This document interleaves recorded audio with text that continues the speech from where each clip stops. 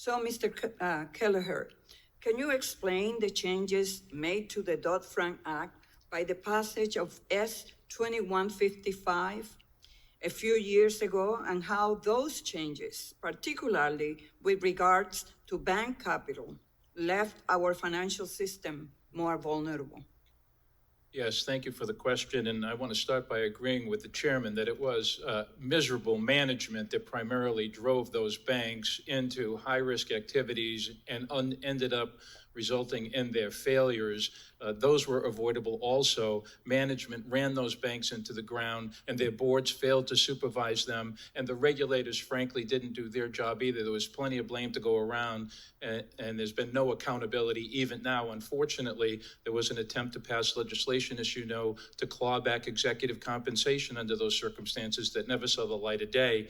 But 2155 essentially eliminated, either de facto or by requirement, the prudential regulations on banks with less than $250 billion in assets. Mm-hmm. We said better markets, filed comment letters at the time, talked about 2155, and then when it was passed and went to the regulatory agencies, particularly the banking agencies, we said in letters, in writing, commenting on the proposed rules at the time, that if you implement this law the way you're going to do it, you're going to have banks engage in higher risk activities, and they are going to ultimately fail, and there are going to be bailouts.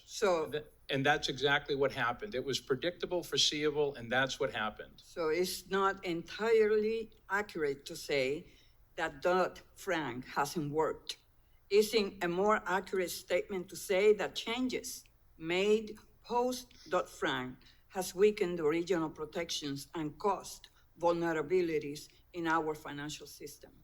Yes, and it's not only true for 2155, as I detailed in my written testimony. The primary reason that Dodd-Frank did not work is because of the war that the industry and its allies engaged in to attack and undermine Dodd-Frank at every step of the way in the regulatory process.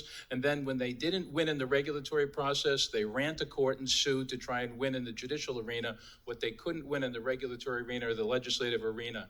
This law would have worked. It had the authority and the power to do the job. As I detailed in my written testimony, it wasn't allowed to do the job, and that's why it hasn't been successful.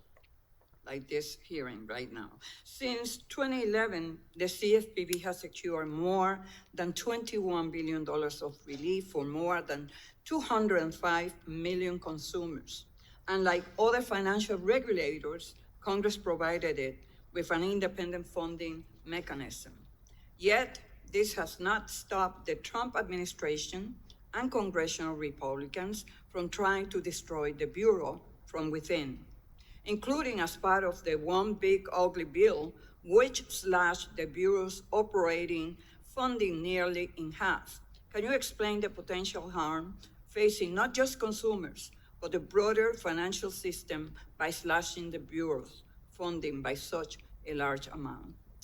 I think the Consumer Financial Protection Bureau has proved almost on a daily basis its importance to Main Street Americans who are getting ripped off and discriminated against as a routine matter. Look at the cases that the CFPB has brought over the 14 years that it existed. These are against giant financial institutions that have settled cases for hundreds of millions of dollars. They're not doing that because they're generous. They're doing that because they broke the law, and the highest priced, the best lawyers in America are representing these premier financial institutions, and they're settling their legal violations. That's why the CFPB is needed. They need an effective cop on the beat, and you can only have an effective cop on the beat if you fund them. You can't send cops into an inner city high crime area with no bullets, guns, or cars or flat tires, and that's what you're doing on the consumer protection beat here by crippling the agency.